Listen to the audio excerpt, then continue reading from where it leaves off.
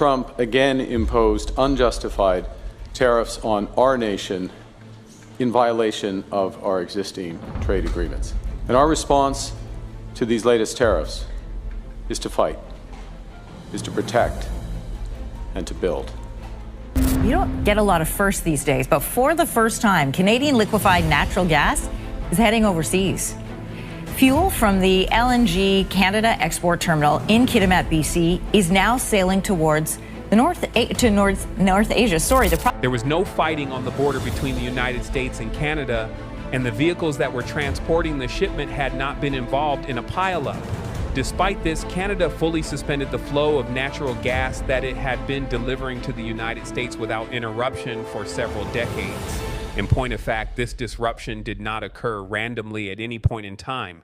Canada, which had been experiencing economic difficulties for several months as a result of the punitive tariffs imposed by Trump, discovered a solution by striking at the most vulnerable point in the United States, which is natural gas. The United States of America relies on a sizable amount of the liquefied natural gas that is imported from Canada. Therefore, if Canada were to stop supply, the entire United States may be subjected to extreme cold this winter. In his speech to the cameras, Canadian Prime Minister Mark Carney made it quite plain that his country will not give in to the tariffs imposed by President Trump. This choice looked to be made with a great deal of determination by Canada.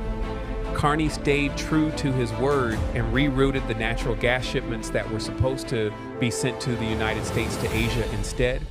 Not only does this approach have the ability to disrupt energy routes, but it also has the capacity to undermine global economic and diplomatic power balances. Washington is already experiencing the vibrations that have been caused.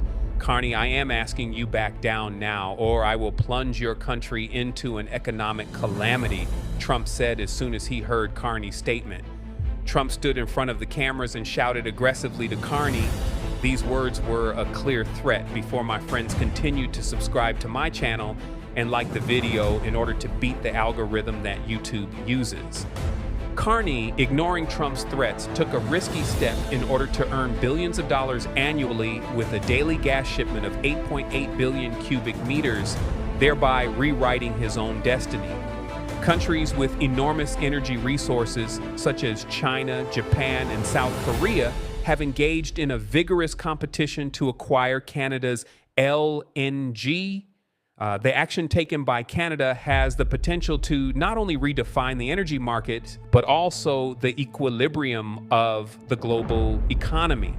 Washington did not back down from its decision to impose harsh sanctions on practically all imports from Canada, despite the fact that natural gas businesses and we put pressure on them to delay the implementation of tariffs.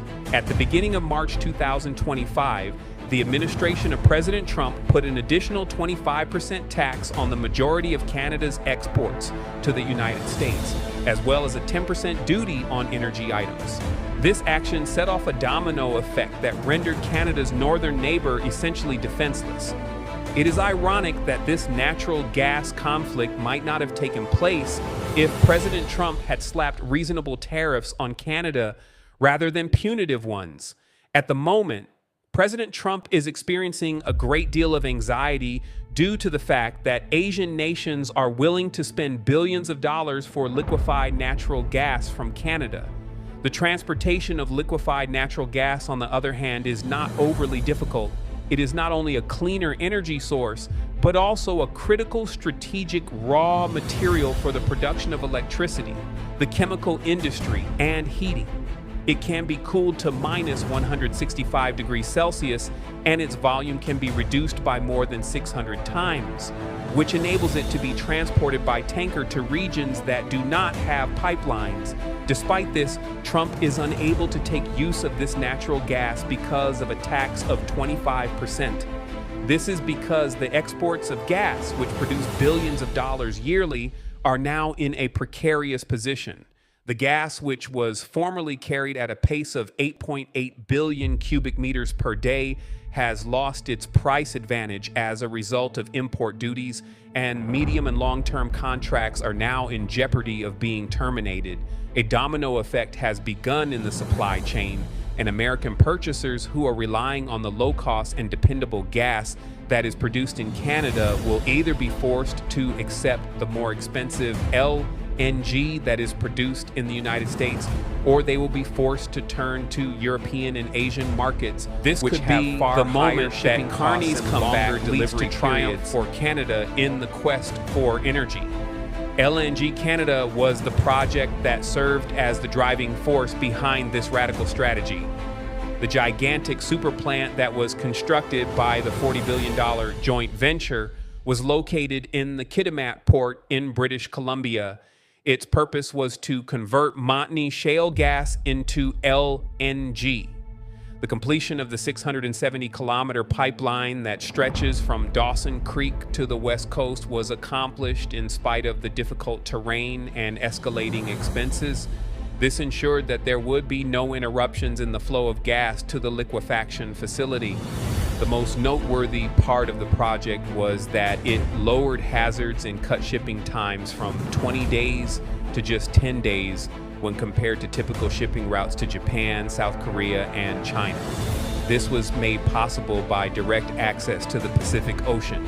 Consequently, this established LNG Canada as a player in the global energy market that is both quick and dependable. In addition, the project was not only significant from an economic standpoint, but it was also noteworthy from a social and environmental standpoint.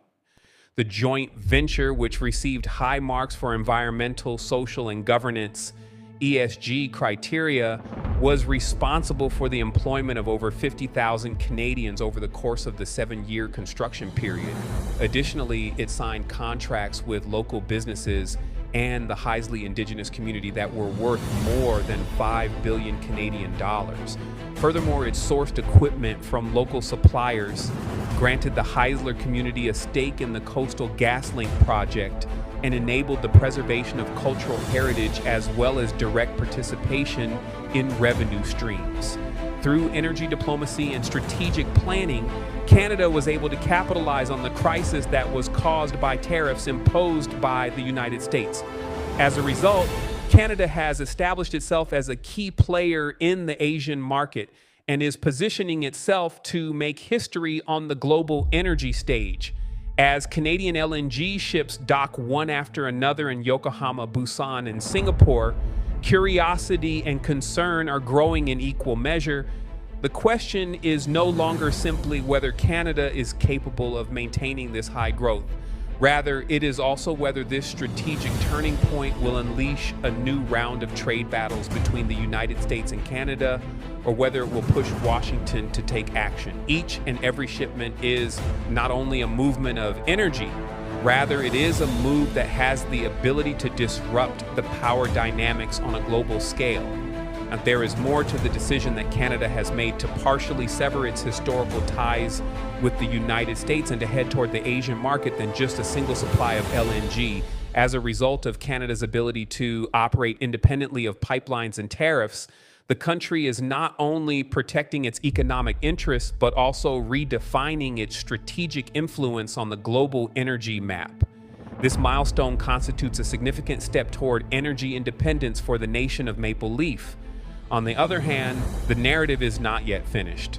During the second phase, which aims to achieve an annual capacity of 28 million tons, Canada will be put through a legitimate test.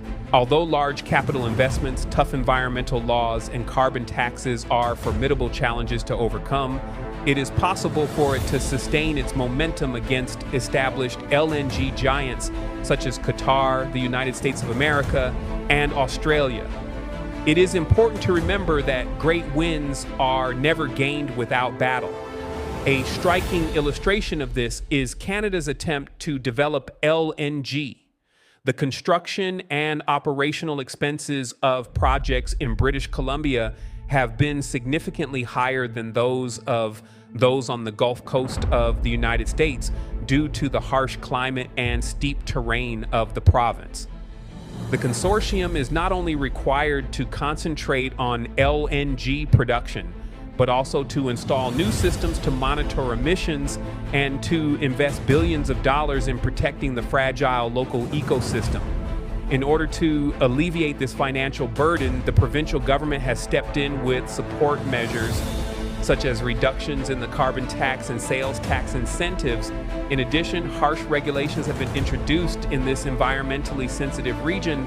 However, these attempts provoked a separate debate among the general people. The question is whether these policies are actually benefiting the people or whether they are only protecting the interests of large energy corporations.